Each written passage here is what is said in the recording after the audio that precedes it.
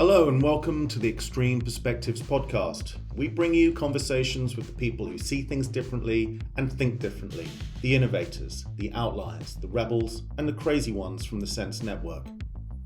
I'm your host, Jeremy Brown. I seek out people with extreme perspectives, people who want to change things and push the human race forward.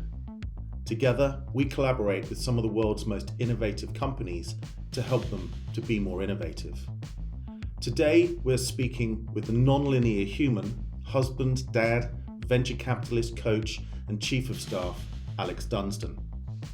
Keep listening as we discuss life, the universe, and everything from education to monetary policy, how to get out of thought traps to unleash your true self, and how we need different brains to advance the world. Hey, Alex.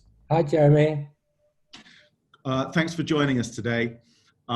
Really pleased we could get a chat. What I would just love to do to get us going is if you could just a quick introduction to say who, what, where are you, but most importantly, are you an outlier, a misfit, a rebel, or a crazy one? I've spent about 2 years now trying to play with these words to describe non-linear people. I've actually come to the conclusion that it's quite hard to find a word because everyone inputs them differently. They have their own lenses. And I did a thing a couple of years ago where I started something called Linky Brains. And part of the problem is that when you start defining people by a label like that, you end up getting people who reject it because they just see that the language not working for them in that way. You see some people who get very noisy and like overly self-identify with that in quite just a sort of noisy, annoying way. I've used all sorts of different words, like with the thing I'm doing next called Potential. We've tried, the people who see the world with different eyes, non-linear thinkers, all of these people. So I have never solved that problem of what to call these people. It's like the judge once said when he was adjudicating on a porn case, I sort of know it when I see it.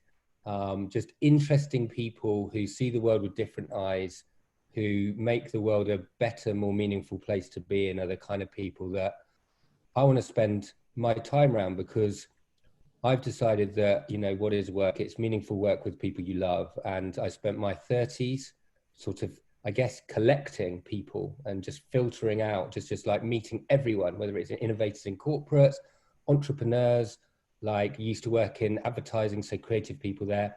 Spent a lot of time in and around these people in all these places. And, now I'm in my 40s, I'm just like, what's a good life? It's spending as much time around these people as possible because they make the world a much more interesting place to be in. And we need them to solve a lot of humanity's problems. We don't seem very good at solving some of our issues at the moment. So just to push you on this point, have you found a term that you are comfortable self-identifying as? Have I found a term for myself?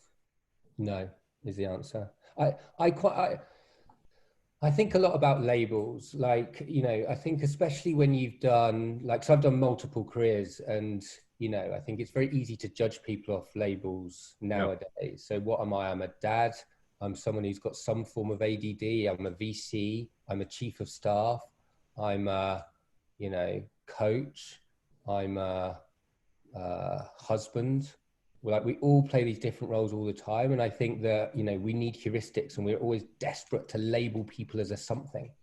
And I try as much as possible to be, and this is also just how, one of the things I hate is dogma. And I think most people stick on things and they put labels on things way too quickly, where the world is constant change. And I prefer to almost be faceless and labelless. It's why I increasingly actually do probably less of this stuff, because I want to create brands and things that are bigger than the person. So anyway, I'm going off topic slightly, but I haven't found a good label. I did like Linky Brains at the time. So Linky Brains is this term for creative people who often felt misunderstood in society, who were brilliant, but they were probably stuck in the corner of Deloitte, but vital for humanity's progress. But even that got sort of like hijacked by shouty linky brains. People go, I'm a linky brain. And you're like, it's sort of not quite the point of what it should be. So anyway, back to the point of, I think it's just dangerous to label people too much. That's my view. Well, I think that's an insight that we share. We're so much more than our job titles. Yeah. That's for sure. You shared quite a lot of different titles and headings, though. Can you just share a little bit about your journey? You were talking in terms of different decades and different hats through those decades. So where did the journey begin, and sort of what are the things that have shaped you and to where you are today? So I kind of think I had quite a normalish childhood, seemed normalish in my head anyway. Although I just never felt like I understood things very well. I didn't learn things the way most people learn. I sort of always started at the end. I couldn't really follow instructions very well. And anyway, so that was kind of cool. And then, I didn't know what to do. I went into advertising. I worked a decade at M&C Saatchi. Was the head of the central strategy unit. I looked after big brands like Heineken, Ladbrokes, Direct Line, doing ads and comms as well. And then it got to about 30 and I was like, I hate this now. This just isn't nourishing anymore. And I just went wandering. Because I just went wandering and just making a nuisance of myself, I did an acquisition for the M&C Saatchi Group. M&C Saatchi is a big marketing network of 136 companies. And I bought a company called Inside Mobile, which turns out it's just a money printing machine for M&C Saatchi. Reason that's important is that the partners thought I knew what I was doing, which I didn't. I was just wandering around in the dark. And they gave me money to run a venture fund. So I've been running Saatchi Invest for the last decade, which invests in early stage entrepreneurs. We tend to back what we call cult leaders, people who are obsessed about product, who'll be cockroaches and never give up. But at the same time, I also started an innovation company with Tom Salmon and Andrew Humphreys, and that basically solved corporate innovation problems with a network of startups. So that just gave me access to this whole new world, this whole new network of entrepreneurs and innovation people. And now I'm doing two things. I'm chief of staff of a company called RedBrain. RedBrain is one of the top 5 fastest growing startups in Europe that nobody's heard of. And I am also setting up a thing called Potential. Potential is basically a thing for the 99% of people who somehow haven't had the opportunity. It's the thing about there's 7 billion people in the world. Everyone has, there's all this talent, but not everyone has access to opportunity. And we want to take these people at moments they're lost and stuck and help knock them into a different orbit to unleash their potential on the world. And that will be starting companies. It'll be investing in them. There'll be some community stuff as well. But really, it's about that 99% of really interesting people. Stoke is a long way from Silicon Valley is one of the lines that we're playing with. But it's just based on, people love to say that software is eating the world and software changes the world and tech. I personally think that when you free people from mental prisons and you help them fill the gap between who they are and who they can be, incredible things happen. Everyone's got a story about that teacher at school who gave them freedom and permission to be the most extreme version of them, to go beast mode on the thing that they're amazing at. And I think we crush the souls of lots of people and don't let them get anywhere near where they could be because we judge them through their credentials and whether they had PhDs or whether they went to the right school or whether. And what I've just found is when you open your mind, you open your eyes, talent is simply everywhere. It's just that most people don't have the time or the inclination to really, really look and help these people. At what stage is Potential? I mean, it sounds awesome. It hits so many of the buttons that are so important to me as well. I recognize quite a lot of that myself. And I'm sure you get that reaction from a lot of people who have taken unconventional paths. I mean, I could share a story about, sadly, the world just lost Sir Ken Robinson, who I believe has just done. I'm glad in his lifetime he got the respect and the honor that he deserved for bringing that for totally reframing how we should look at education and skills. And there are different people out there. And when and certainly when you start to look at schools, there was a time that I was looking at alternative schools for one of my daughters who, was absolutely fine at school, but she, like you mentioned of yourself, just sort of learned differently. And you start to look into these different places. And I remember going to visit one of these schools, and I walked out and I just had tears welling up in my eyes, because I thought to myself, what if I'd gone through an institution like that, rather than being capable of doing scholarly things, but just not wanting to do them, but you have to do them because you're capable of doing them. And yet I had no interest in going down that route at all. I really, and ended up having to fail things with permission of people around me, so I could then go and do the things that were usually considered the stuff that smart people didn't do, like the more creative sort of design stuff. So I totally get that. And then there's obviously the opportunities that come from that as well. And if you don't go through the normal channels or can't get onto the graduate programs, that was probably for our generation, the sorts of routes in. There were very few alternative routes for people, right? Yeah, I think the world is set up, isn't it, for orderly MBA managerial types. People are very good at operating. People are good at taking lists and executing on lists.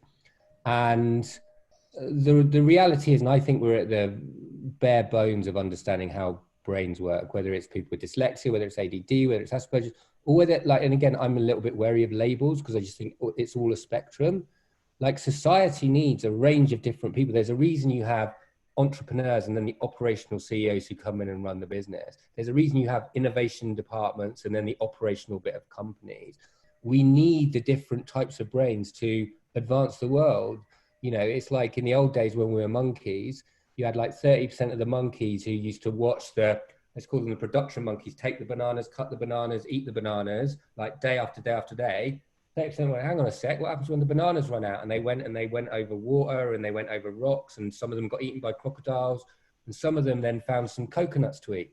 I don't even think monkeys eat coconuts, but you get the analogy. We need both types. We need the people who can exist in chaos, and we need the people who can do the order. I'm not sure how well, I worked with people like Deloitte and Accenture.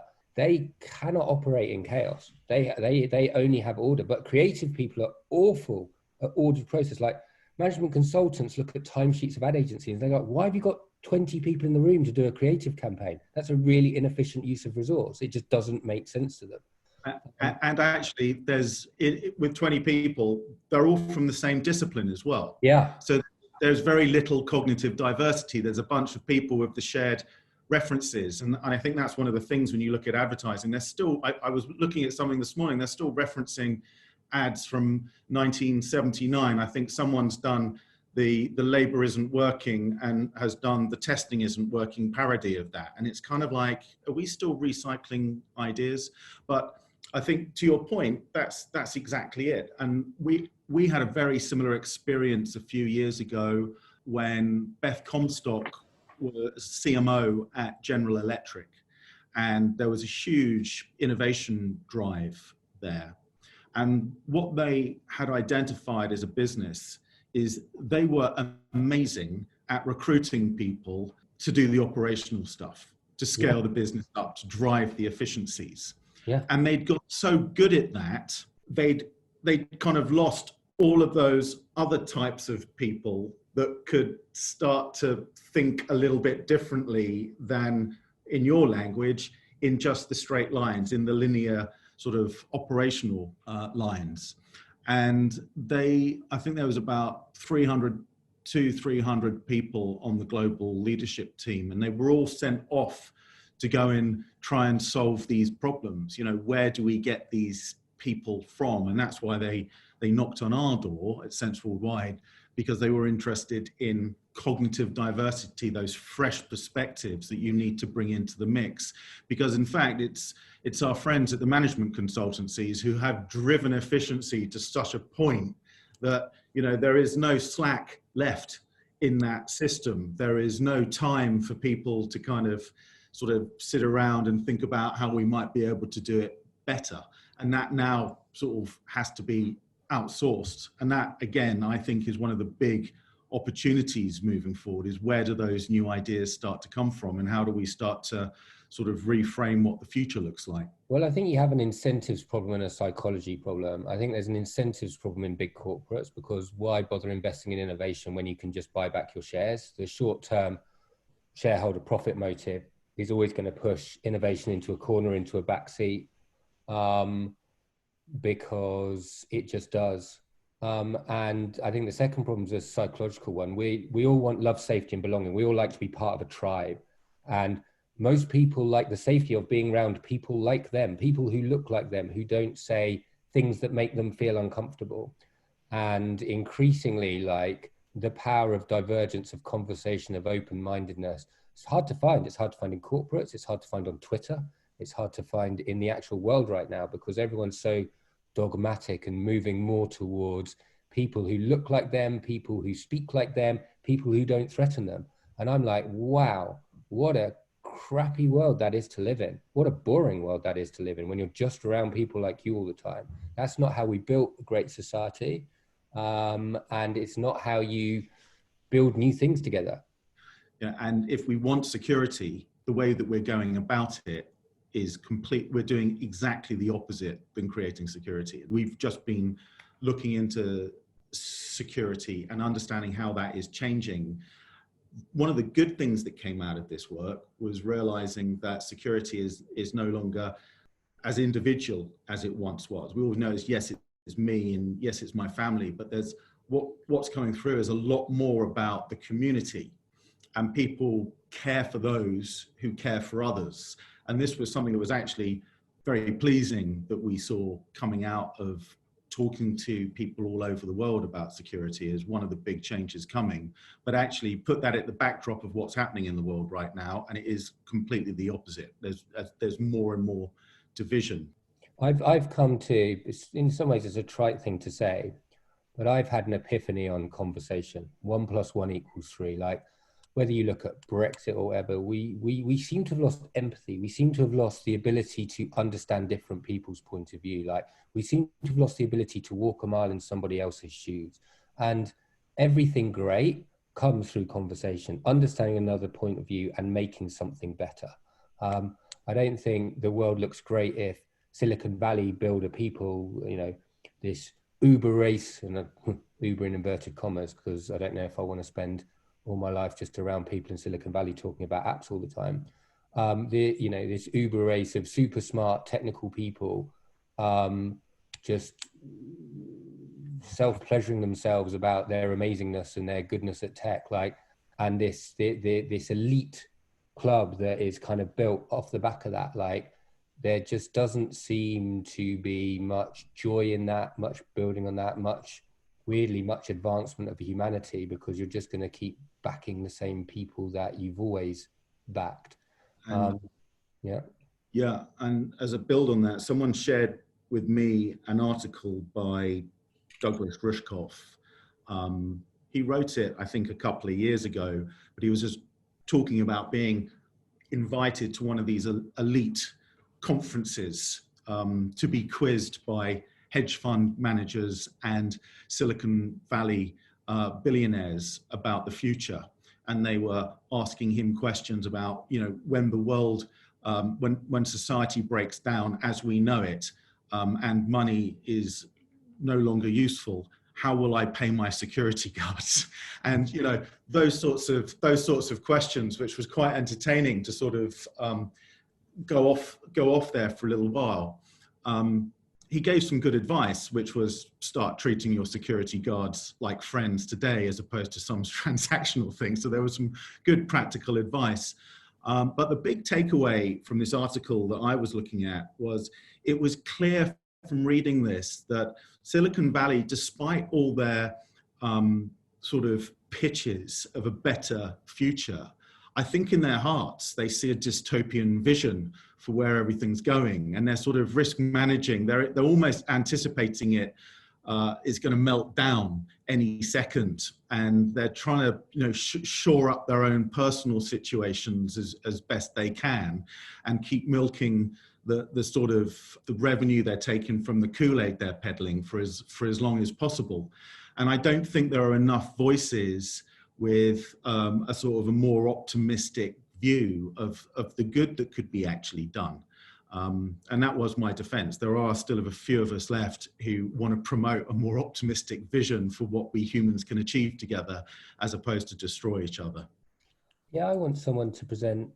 I'm bored. We've gone from a cooperation game to a competition game in the world, and I'm bored of competition. I want somebody to present a better view of society. It's like after the war, after 1945, they all started like doing the Jetsons and thinking they're all like, everyone shared in prosperity. We live in a world now where people aren't sharing in prosperity, but nobody's presenting this view of what a better world could look like. And it's important. When JFK said we're going to go to the moon, they went to the fucking moon. And I don't know if anyone on a spreadsheet said it'd be good to go on a moon, but people want something bigger than them. People want to build something transcendent because that's in us. And I don't see anyone in the world presenting that better view in leadership. There may be, as you say, there's pockets of people. And by the way, the world is fucking amazing. I can get Wi-Fi on a plane. I'm speaking to you now. It's incredible. I'm speaking to you. You're in wherever you were. I'm speaking to you over a video chat. I've got a mobile phone with everything I could possibly ever need on it. And by any empirical measure, you can read people like Matt Ridley on The Rational Optimist on this, living standards are better than they've ever been in any time in history before. Like if you look at, where people were in the 60s and the 70s and the 80s, living standards are better. And it's this mad thing where partly because we're programmable monkeys and we're so indoctrinated by the news, which is seeding all this division. And we're so anxious because our brains weren't made for, all the stress that we're put under today, other than when we were being chased by lions. And we're not chased by lions anymore, but we're chased by the worry that there might be pedophiles on the streets, or the worry that Donald Trump might press a nuclear button. And, it's kind of crazy that we live in the best of times, but mentally we live in the worst of times. And it's a mad thing. It's a mad thing. And how much of that anxiety is being driven by algorithms designed by people who've cut their teeth in Las Vegas? How much of that? It's all incentive. So I don't think of the algorithms, I think of incentive design. And so you have to look at the business model of social, largely social, but I guess other things, because I think that's where most of the anger at the algorithms comes from. And the incentive is to get people to click, and therefore the incentive is to make people angry, because that's what gets clicks. We're living through this great social experiment and we have no idea where it'll end up. And I think that what I'm hopeful about is that enough people become aware that people stop reading the news, they stop sticking to their own tribes, they start looking at all the more helpful, positive content, not positive in a hippy-dippy way, but just make your life better. You can work out how to live a life with more reciprocity. You can go and learn the piano using a YouTube video and some little lights that come down the screen that show you how to press the keys rather than having to read sheet music. So what I'm doing at the moment, it's amazing. The internet's amazing. The world is amazing. And it's just crazy that we are such programmable monkeys that we allow our emotions and our behavior be dictated by news, by screen, by the little, it used to be the red dot on your BlackBerry, didn't it? But the little red notification on your WhatsApp. It's kind of nuts. The only way to work it out is turn your phone grayscale, create systems where you're only checking your phone 3 times a day. Stop reading Twitter, follow different people on Twitter. Like, I think we had a problem of scarcity before. Now we have a problem of abundance. We've got so many things that can trigger us and make us angry and unhappy. And I think it's up to everyone to become more stoic in mindset, to learn how to train their brain, to come up with the kind of habits that really work for them. But the thing that depresses me is that most humans are like, they're either lazy or they've just grown habits which they find very difficult to grow out of. And I just find it odd just because of the way I'm wired. I'm like, people don't explore and work out, try the things that might make them better. They've got these dogmas, and they get stuck and lost. And of course, there's some empathy in that, and there's some good reasons why some people might be traumatized and all that. But so many people are just, I don't know, either lazy or they're not curious. It's hard for me to understand that bit. That's the bit that, if I had one wish for humans, it's to take more responsibility for your own life and structure it in a way that makes you happier and have more empathy, and stop running on the hamster wheel of craziness and just being this low level unhappy. Go do some shadow work or something like that as well. Like you've got all the resources in the world. It's a short life. You're gonna die. Like, make the most of it. I completely agree. And I think being able to, well, it's getting your head out of it, isn't it? And, you know, just having that time out and a chance to sort of breathe and smell the air. No one does that. No one gets lost in the darkness anymore. No one just sits and writes. And I did a thing for 2 years. No, not for 2 years. I did a thing about a year and a half ago where I deliberately turned my brain off. I decided my brain wasn't that good at working out what I really wanted to do. And so I just followed. I did a thing that a guy called Mark Andreessen recommends: just clear your calendar. Just keep your calendar as free as possible, because that enables you to work on the very thing that you're most motivated to do in that moment. And I deliberately just did what felt the most right at the time. Sometimes I just wrote. I did this thing called Morning Pages by Julia Cameron, which is just write 3 sides of A4 every day. Doesn't matter what you write. It can be, I put the bins out today, and then I saw a house, and then you find like something, you get to something deeper where you're like, it's interesting. And you grow just through things like writing. If I wanted to play piano, I'd play piano. And I just went and I just met some crazy people. There was a magician in Australia. There was just all sorts. I did some strange podcasts with strange people, but they were all really helpful to me. And at that stage, what I was trying to do is I was trying to get rid of some ego. I was trying to dissolve some ego. I was trying to understand some of the things that had, some of the mental prisons that were blocking me. And so it was all a random walk that released me from some of the prisons, whether it was, I need to have status, I need to have this much money, I need to be this, I need to be that. And anyway, it feels more calm and serene because I gave myself the time to get lost and wander in the dark for a bit. To try and sum that up in one quote, I gave some advice to somebody this morning who was having a bit of a crisis, deciding about what degree they should do. And when I saw their message at 5 a.m. this morning, I just said, meditate. And because I said, don't make it an intellectual choice, make it, you know, you've got to feel it. And I was able, it's rare that I can use Bruce Lee quotes, but he does have a very good way of, for moments like this, he says, don't think, feel. And just sort of switching off. And some of these decisions, they shouldn't be intellectual decisions. They should be more experiential, you know, you should just sort of channel up what feels like the right thing to do. And I think that we, you know, when we talk about the conditioning that we're in, I think there's far too much of a scientific bias to everything that we do. We try and solve things like machines, and yet we're feeling creatures, we're humans.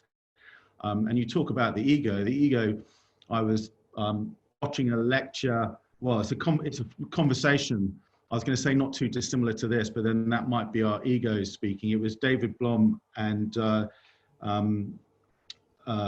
Jiddu Krishnamurti having a conversation about the future of humans. And it was quite fascinating. They've touched on a few of the issues that you've brought up today as well. But they were just talking about ego and thought and consciousness, and actually how we don't tap into that enough, how we are just sort of pulled up into the wake of the sort of the machine, and we don't take enough time just to kind of step out and, like you were doing, just take a break from it all and just start feeling what you want to do as opposed to thinking about what you want to do.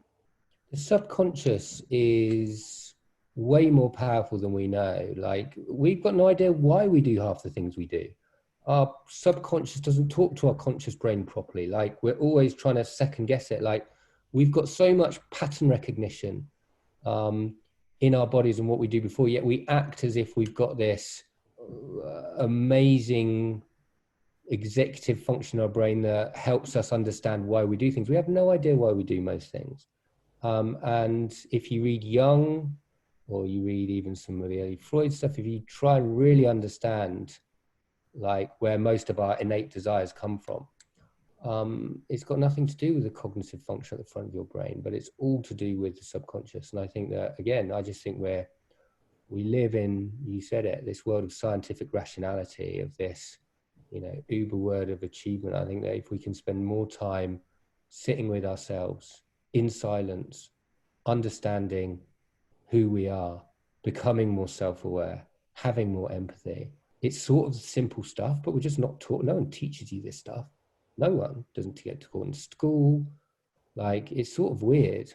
You can look at it as a thought experiment and go, if you think about where we are at children and where we end up, you're like, how did we get shaped into these things that value all of these things? And I don't know, I'm interested in how do you keep the creative, curious playfulness of children, and you direct it into the place where they have most energies and desires, where they can double down on their strengths more rather than overcome their weaknesses, and just do much more expression through play. I just wonder what a different world we'll live in. No one really knows because we don't do it. But I'm interested in that. You touched on a few things there that sparked a number of ideas. One of which is how we process stuff, which just then got me thinking about, well, what are humans good at and what are machines good at, and got me thinking about the role of, well, just thinking about chess and thinking about what are the ultimate, well, it's no longer chess, it's no longer the conversation, it's all about Go now. But, when you start to look at what are those best teams, and, as we start to look to the future, I think all the things that we've been talking about around the creative mind, or creative intelligence, as we might call it, is that awareness and knowing how to use it and how to use it at the right time. And it is about pattern recognition as well, because we've still got that ability as humans to make those creative leaps. We can make those connections, we can sometimes spot the patterns. We don't necessarily do every single calculation that the machine might be doing, but we can just sort of bring things in from the periphery and make that creative leap. And it's starting to think about how we will work effectively together. I think it's thinking about machines not necessarily as butlers, but starting to think about them as these sort of centers for us who can actually work alongside us in this sort of assisted way of doing things. And it's back to, what are we going to be good at as humans? If you're saying, what's going to get automated, what's going to be sort of just picked up by machines, and then so where can humans remain competitive? And the thing that we have left, the one thing that is uniquely human, is our creative abilities, and to think or put things together that haven't been put together before. And I think that's what excites me more. And to your point, I think that is what's going to drive the awareness of these skills that are needed. And actually, it's a very enjoyable thing to be doing as well, to be kind of doing creative stuff, to play, like you were saying. Yeah, I hope we realize those kind of things sooner rather than later. We tend to need things to go pretty bad before we do anything about them. But yeah, I totally agree. I think if you're trainable, you're substitutable. And so I think creativity is about the only non-replicable thing you can have, for sure. And I think there's a really interesting world, like just going on to monetary policy, which probably your audience don't really care about, but we're obsessed with inflationary monetary policy, our money being worth less every year, because that means that we spend it really, really quickly. We're in this mad situation at the moment where we live in a deflationary world. Technology gets cheaper every year. And actually, rather than printing lots of money, getting everyone more and more in debt, running more and more on the hamster wheel, as they find that their purchasing power goes down and down and down every year, we could absolutely change how we run society, going back to this dystopian, utopian view. We could accept that we live in a deflationary world. We can accept that products and goods will get cheaper and cheaper and cheaper. Like, think of your phone. Think of what you can do with your phone now versus what you'd have had to have spent 20 years ago. And that's just going to keep increasing. And so you go, we could design a world where people actually don't have to work as much. They can do more creative things. We can have more abundance, but we have to lose our obsession with debt, and we have to lose our obsession with an inflationary monetary policy. And we can free up people to, we can create whatever society we want. I don't think we have the skills, the imagination. I don't think we've got the courage to even have those discussions. But I'm so much more interested in a world where people can create and play and have more time freedom. Because so many people, if there's one thing they don't have, it's time freedom. They work ever harder and harder for less and less results. And it's like, when we celebrate it as if it's good, it's fucking nuts. It's madness. If you're like an alien coming to another planet, you're like, what are you doing? It's crazy. Why are you being so unhappy all the time? It's not standard of living, it's quality of life. And it's about that space. It's back to the point we made earlier about organizations. They've kind of squeezed out all of that slack space that you had, where you could think creative thoughts and do things a little bit differently. But we're almost squeezing that out of our lives as well, unless, as you did, is you actually carve out some proper time to foster that and to nurture it. Yeah. The corporate thing's really hard to solve. The corporate thing of how do you get innovation to work, and even if you ignore incentives, how do you get creative and operational people? How do you get that working well? Is a super hard problem to solve. I haven't seen many people do that really, really well. I was going to come back to ask about a bit more about potential, because it sounds like we're almost doing a full circle here. We talked about it sounds like you're just putting that together right now. Yeah, I didn't answer your question before. Where is it? It's coming. It's like a drug. We know there's lots and lots of latent demand for what we'll do. And so there'll be an initial bandwidth problem. But essentially, so what will we do? I think before the end of the year, we'll have something out. There'll be investments starting companies, but we'll basically give people who don't think they should, or people who haven't necessarily had the opportunity, or seeing things that others maybe don't see, we'll be giving resources, time, money, belief, sometimes just the freedom to play. We've got a thing where you start companies by giving people a year to mess around, to understand what they're really passionate about, to make things on the internet and see where they end up. And if they end up more like their true self, they're closer to where they would have been if they hadn't have taken the time out to explore, then that's success. You've set someone into a different orbit and on a slightly different path. Here's one example. Early this year, there was a finance director of Deliveroo, a girl called Hannah, she was just like pretty miserable with the whole finance thing, right?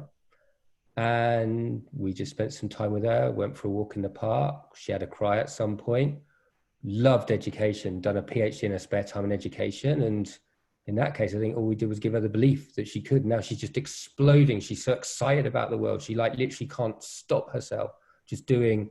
Her problem is she can't stop working because she's just delighted to be doing the thing that she loved. But before, she was stuck in the prison. She was stuck in the prison of like getting rejected by Oxford to do something in education when you're 18, I think. I might have misquoted some of that, but there was a stuckness. And when you can find that moment when people are lost and stuck and you can unleash their true self in the energy world, and all you need to do is go, you have permission. In whatever way that is, you have permission, you have the freedom, you can do it. And people go, huh? You're like, yeah. And I'm like, wow, how many people are there in the world like that? And how many people can you unlock in that way to get that level of either awareness and just that? It's just an unlock. It's just, you see it in their eyes, the moment when they're like, I can. And sometimes you just have to play it out in their imagination as if it's really happened, because what we imagine becomes real. And that's what excites me. Those moments where you see that moment in their eyes, where their just eyes light up and they lose the thought traps they get themselves in. That sounds amazing. You like that? Everyone likes it. I need to do it, don't I? We need to do it. I'm going to do it. It's happening. It sounds like you're doing it. We are doing it. Are there going to be particular places you go to find these people? Is there kind of... That's not the problem. The problem's filtering. They're everywhere. They're literally everywhere. Some are in India, some are in London, some are in Stoke, some are cleaners, some are lots of freaking in high paying, brilliant jobs, and they're so fucking miserable. They want to shoot their face off. Like there's loads of them, millions of them actually. Yeah, because it's the guy, Doug and I, we have all the tools of the internet. You know, you've noticed on LinkedIn, eyeballs aren't the problem. The problem's actually filtering and curation, because there'll only be so much you can do at the start. We've already got 3 people working on it at the moment. We got a crazy guy called Tom, who had a failed startup and has ADD. We've got a girl called Shazia, who's sort of amazing, but was sort of just a bit stuck in an agency, not really going anywhere. And we got a guy called Chris, who was a dropout from uni. And they're all amazing. And they've got such energy and talent. You just sort of have to direct them there, and they just go. It's amazing. To ask the question, is there anything that the Sense Network could help you with? You were looking for nonlinear people. I wondered if this had some connection to this. It will do, for sure. Look, so I just think everything's a funnel. Everything's a funnel in a shop, right? No matter what business you're in, there's a funnel, and then there's something that happens out the other end, a transaction or something. And, you know, you've obviously got a great network. I'm sure that can plug in some way. I doubt you'll miss us. We'll be all over the internet. You know, you saw our posts from before, so I'm sure. I just think these communities of people, wherever they are, if you can help us get the message of however we do whatever bits we do first, whether it's the investing, the company creation, even some philanthropy stuff. We gave a bunch of computers to schools. Way to think about it actually is think of the moments at every stage of the life cycle. So whether you're 14, 19, 20, like we want to be supporting people throughout their life, wherever they go. You don't want to start with the economic model. You want to start with the person and fit the thing around the person. And they might go on these weird nonlinear journeys, but you're like, it'd be great to stick around them for life, whether it's, I'll give you another example. There's a guy called James Routledge. He had a failed startup, hated VC world, got quite depressed about the whole thing. My co-founder in this, Doug, he took him on to run an investment fund. He'd never run an investment fund before, but Doug went, I think you can do it. And then he went and started a mental health startup called Sanctus.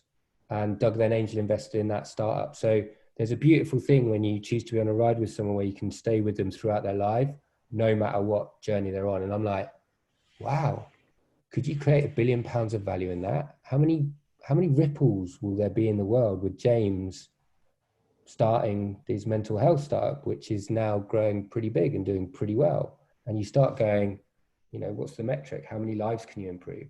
You're like, So you've taken the VC idea of investing in the leadership team and not necessarily the idea, but you're trying to find those people before they form the leadership. Before they know they can, even before you take the people at the earliest stage, before they know they can do anything, and you set them on a path. Because like I say, everyone's got that story of the teacher at school who gave them that belief, and they're so willing and eager because they're so grateful. That's the other great thing. Like there's so many spoiled, ungrateful people in the world who think that the world deserves a chance. When you get these people, because they've never been given a shot before, you're like, they're hungry as fuck. And you're like, wow, that's what you want. You want the people who are so hungry, who are so passionate, who've got so much energy because they really care and because they're so grateful for any kind of opportunity. And those people can do anything. Like if you look at any startup, right, people forget, like I've invested in a bunch of startups with VC checks, but you know, they'll have started as like a poor kid in Karachi, an immigrant who came in from somewhere, an ADD dyslexic who had a stint in prison. Like they all come from somewhere and they all become these famous people, and they sort of don't talk about that stuff, but everyone has the backstory. No one talks about that. But yeah. Well, it sounds like you've created something. So if it used to be getting on the graduate program at Saatchi & Saatchi, or if it was getting on the graduate program for Goldman Sachs or That's it. Magic Circle. That's It it. sounds like you've created something more aspirational there. Yeah. In We've got fact, you can join the circus troupe at Potential. yeah, there you go. We've got it. It's taken us an hour, but you're the ringleader. Yeah, that's it. You're the circus master. I'm the clown. I'm the clown. I'm the trapeze artist. I'm the jester, the trickster, the sage, all of them, going back to those labels. I feel a bit weird talking about too much when, well, not weird talking about it, we've already started creating the companies. We'll do some of the investing stuff and it will all just play. Just consider it another rehearsal of your pitch, Alex. There you go. How did I do? How did I do? It sounded pretty good to me, and well, hopefully we'll get a few comments in the bottom of this podcast if people like it and they want to hear some more. But it does sound like I've been having similar thoughts, not necessarily around like where you're going with Potential, but you think of those people that put ideas onto Kickstarter. Most of them have spent 18 months building a community and making videos and things like, what happens pre-Kickstarter? And you're saying, what happens pre sort of management team? We're going further out to try and find the rawness of some of those gems. Yeah. Who are the people who didn't go to the right uni and don't have the right credentials who are fucking amazing? That's one, there's all kinds of ways you can find them. But I've just got quite interested in that, which is, we like heuristics, we like shortcuts. We cut people out because they don't look right on a bit of paper. Yeah. But people surprise you all the time. It's like I say, it's the most precious and vulnerable resource we have in the world, Potential, and it's not very well nourished. Not at all. Well, that's probably a very good place to conclude. Great. Thank you very much. Thank you very much. That was a spectacularly, there were no boundaries there. We bounced all over the place, didn't we? That was fantastic. It's how good conversations are. That brings us to the end of a great conversation with Alex. If you want to get out of thought traps, stop listening to the news, speak to different people, and start making the world a better place. If you need some inspiration, you can go to senseworldwide.com and download a copy of The Crazy Ones. We will be back soon with another mind-expanding and inspirational conversation. Thanks for tuning in to the Extreme Perspectives podcast from the Sense Network. We hope that you enjoyed this episode. If so, please share it with your friends. We'd also love to hear what you think, so leave us a comment. In the meantime, you can follow us on Instagram at The Sense Network. And if you want to get hands-on, collaborate on a project to make things better and make better things for people in the planet, join the Sense Network, linked in the description. Thanks for joining us. We look forward to next time.